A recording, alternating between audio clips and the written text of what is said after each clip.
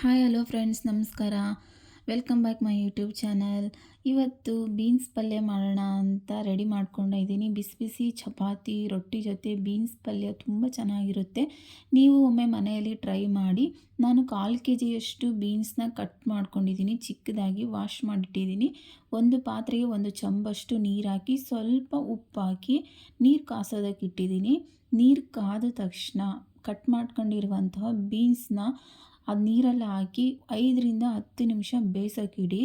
ನಾನು ಬೀನ್ಸ್ನ ಬೇಯಿಸ್ತಾ ಇದ್ದೀನಿ, ಫ್ರೈ ಮಾಡ್ಕೊತಾ ಇಲ್ಲ. ಒಬ್ಬೊಬ್ಬರು ಬೀನ್ಸ್ನ ಫ್ರೈ ಮಾಡ್ಕೊಂಡು ಮಾಡ್ತಾರೆ, ಆ ಥರನೂ ಮಾಡ್ಬೋದು. ನಾನು ಬೇರೆ ಥರ ಮಾಡ್ತಾಯಿದ್ದೀನಿ.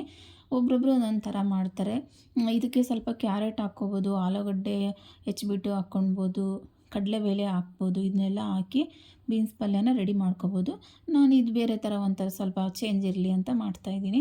ಓಕೆ, ಬೆಂದಿದೆ. ಇದನ್ನು ನಾನೊಂದು ಪಾತ್ರೆಯಲ್ಲಿ ಬೇಯಿಸಿರುವಂತಹ ಬೀನ್ಸ್ನ ಸೋಸ್ಕೊತಾ ಇದ್ದೀನಿ. ಮತ್ತು ನಾನು ಮಸಾಲ ರೆಡಿ ಮಾಡ್ಕೊಂಡಿದ್ದೀನಿ. ಒಂದು ಅರ್ಧ ಕಪ್ಪಷ್ಟು ಶೇಂಗಾನ ಫ್ರೈ ಮಾಡ್ಕೋಬೇಕು.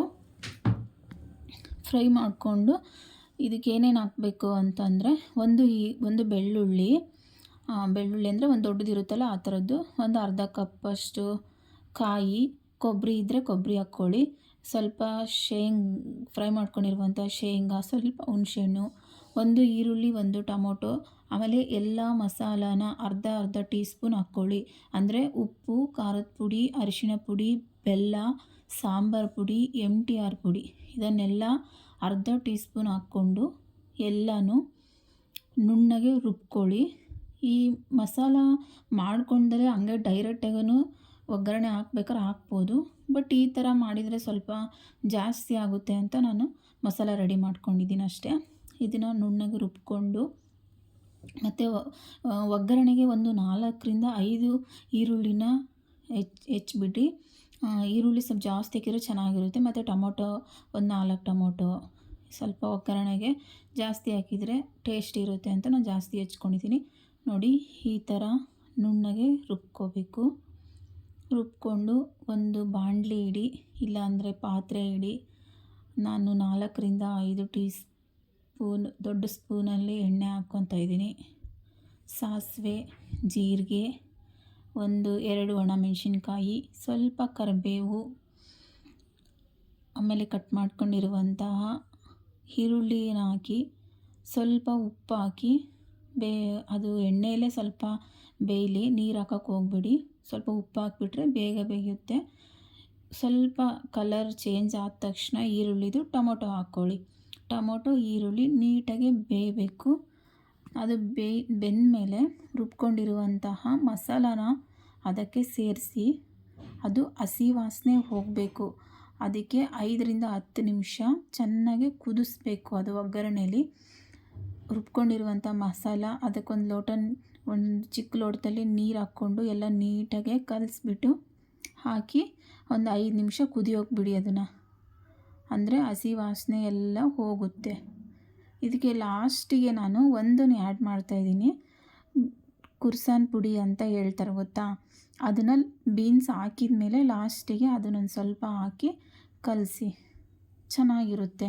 ಅದು ಹಾಕಲಿಲ್ಲ ಅಂದರೆ ಏನೋ ಒಂದು ಸ್ವಲ್ಪ ಟೇಸ್ಟ್ ಕಮ್ಮಿ ಆಯ್ತೇನೋ ಅನಿಸುತ್ತೆ.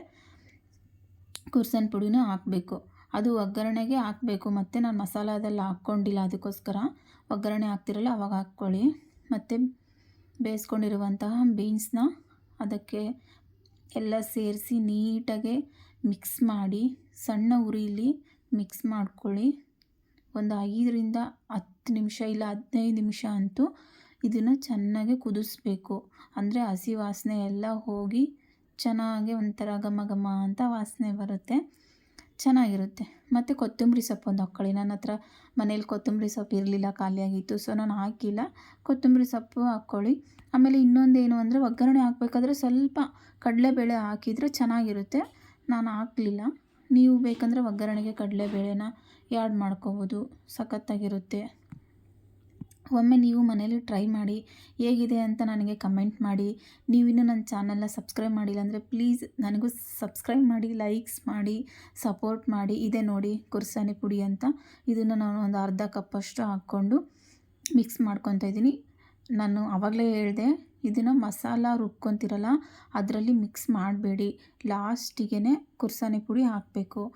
ಅಂದರೆ ಒಗ್ಗರಣೆ ಎಲ್ಲ ಹಾಕಿ ಎಲ್ಲ ರೆಡಿ ಆಗುತ್ತಲ್ವ ಪಲ್ಯನ, ಎಲ್ಲ ರೆಡಿ ಆದಮೇಲೆ ಲಾಸ್ಟಿಗೆ ಕುರ್ಸಾನಿ ಪುಡಿ ಹಾಕಬೇಕು. ಓಕೆನಾ? ಹಿಂಗೆ ಮಾಡಿ ಚೆನ್ನಾಗಿರುತ್ತೆ. ಮತ್ತು ಇನ್ನೊಂದು ಕೊತ್ತಂಬರಿ ಸೊಪ್ಪು ಒಂದೇ ಆ್ಯಡ್ ಮಾಡ್ಕೊಳ್ಳಿ.